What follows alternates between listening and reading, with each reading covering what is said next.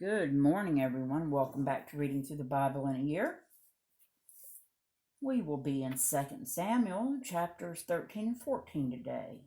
I hope you all are having a blessed day. And like I told you all yesterday, I am reading these ahead of time because of some dental work that I need to have done this Thursday.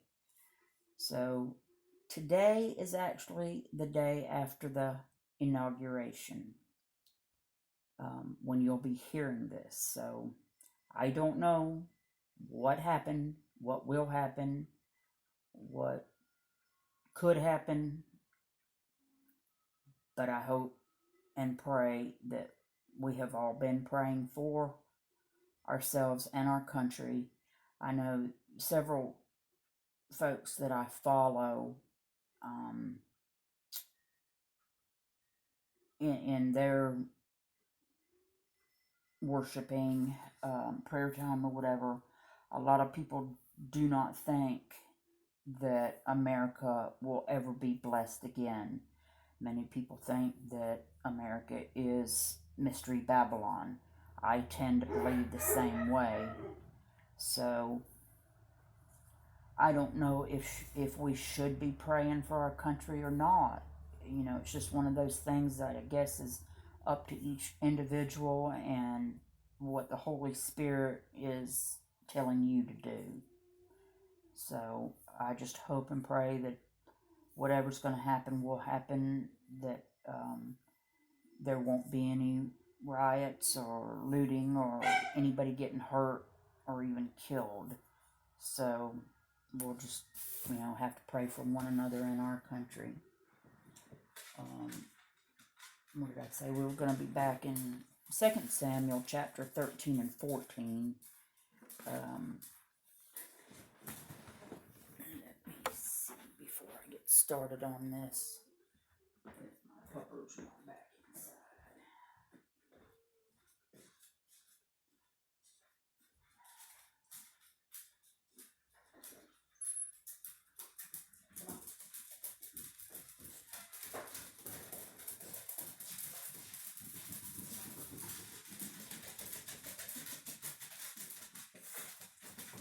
Apologize for this.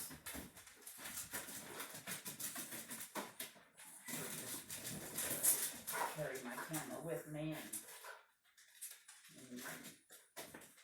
see all the puppers while I'm having to dole out cookies. Yes, we get cookies. We love our cookies. Alright. So let's see here. I apologize for that, y'all. Hopefully they'll settle down. Not cause a problem. Alright, 2 Samuel chapter 13. And it came to pass after this, that Absalom, the son of David, had a fair sister whose name was Tamar. And Amnon, the son of David, loved her. And Amnon was so vexed that he fell sick for his sister Tamar, for she was a virgin. And Amnon thought it hard for him to do anything to her. But Amnon had a friend whose name was Jonadab, the son of Shemiah, David's brother. And Jonadab was a very subtle man. Actually, I think that says subtle. All right. And he said unto him, Why art thou, being the king's son, lean from day to day? Wilt thou not tell me? And Amnon said unto him, I love Tamar, my brother Absalom's sister. And Jonadab said unto him, Lay thee down on thy bed, and make thyself sick. And when thy father cometh to see thee, say unto him, I pray thee, let my sister Tamar come, and give me meat, and dress the meat in my sight, that I may see it, and eat it at her hand.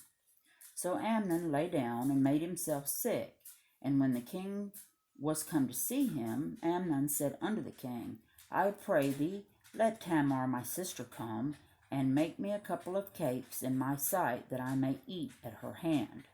Then David sent home to Tamar, saying, Go now to thy brother Amnon's house and dress him meat. So Tamar went to her brother Amnon's house, and he was laid down. And she took flour and kneaded it, and made cakes in his sight, and did bake the cakes.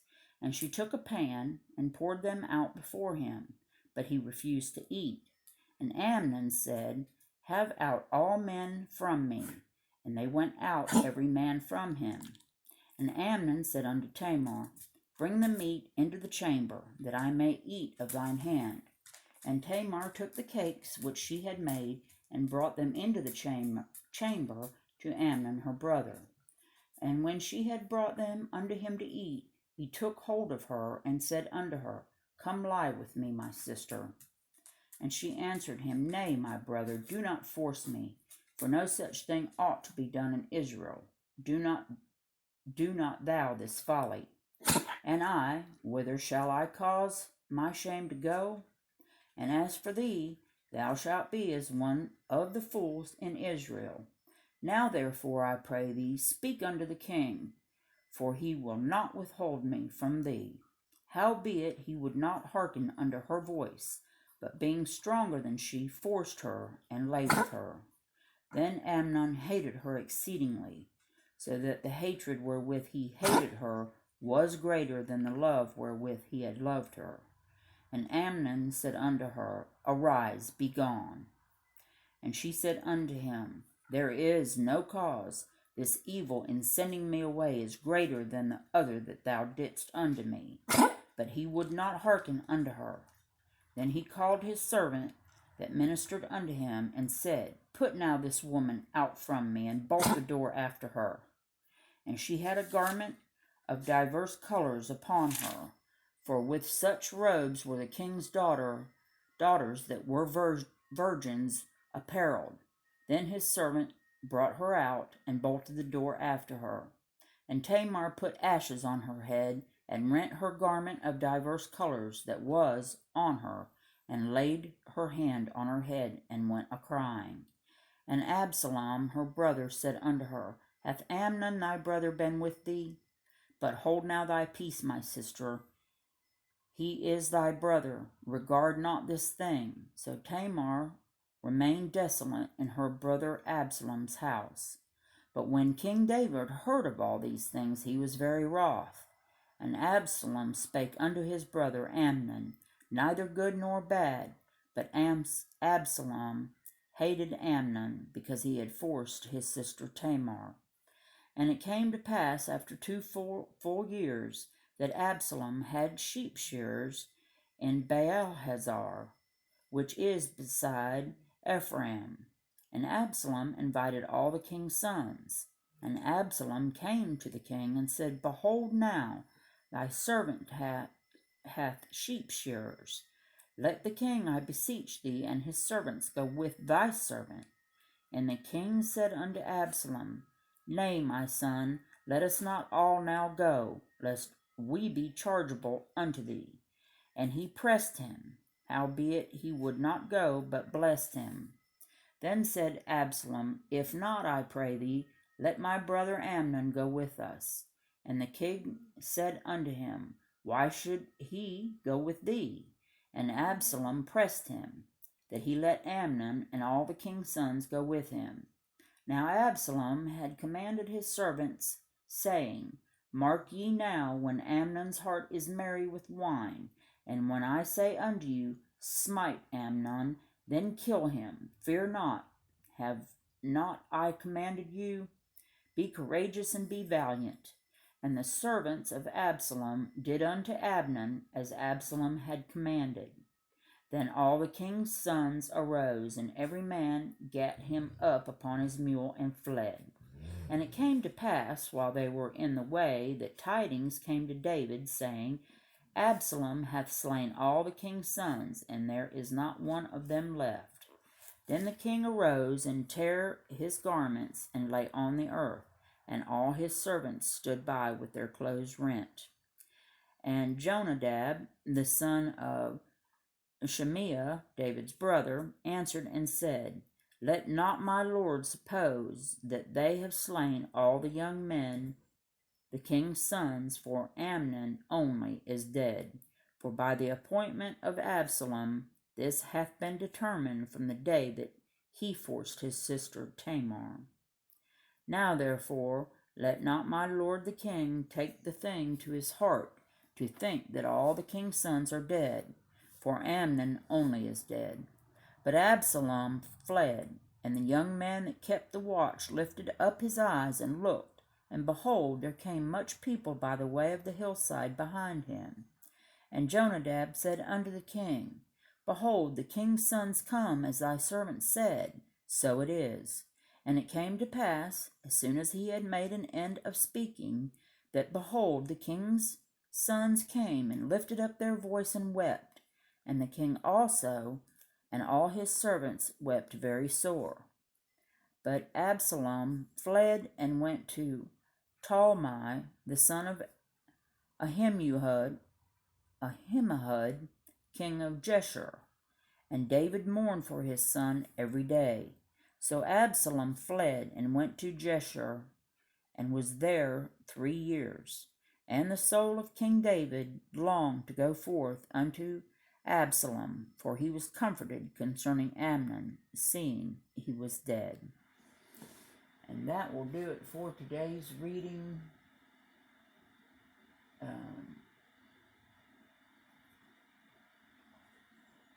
Did I do that right? No, I did not do that right. We have chapter 14. Oh my goodness. Yep, sorry about that. We have chapter 14 to read also. I do apologize.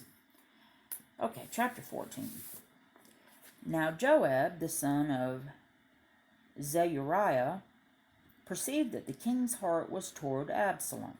And Joab sent to Tekoa, and fetched thence a wise woman, and said unto her, I pray thee, feign thyself to be a mourner, and put on now mourning apparel, and anoint thyself with oil. But be as a woman that had a long time mourned for the dead, and come to the king, and speak on this matter unto him.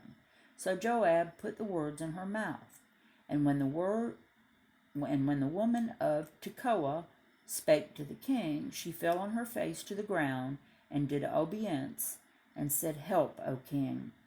And the king said unto her, What aileth thee? And she answered, I am indeed a widow woman, and mine husband is dead. And thy handmaid had 2 sons, and they 2 strove together in the field, and there was none to part them. But the one smote the other, and slew him. And behold, the whole family is risen against thine handmaid. And they said, Deliver him that smote his brother, that we may kill him for the life of his brother whom he slew. And we will destroy the heir also. And so they shall quench my coal which is left, and shall not leave to my husband neither name nor remainder upon the earth. And the king said unto the woman, Go to thine house, and I will give charge concerning thee. And the woman of Tekoa said unto the king, My lord, O king, the iniquity be on me, and on my father's house, and the king and his throne be guiltless. And the king said, Whosoever saith aught unto thee, bring him to me, and he shall not touch thee any more. Then said she, I pray thee, let the king remember the Lord thy God, and thou wouldest not suffer the revengers of blood to destroy any more, lest they destroy my son. And he said, As the Lord liveth, there shall not one hair of thy son fall to the earth. Then the woman said, Let thine handmaid, I pray thee, speak one word unto my lord the king. And he said, Say on.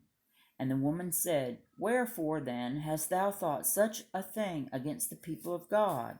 For the king doth speak this thing as one which is faulty, in that the king doth not fetch home again his banished.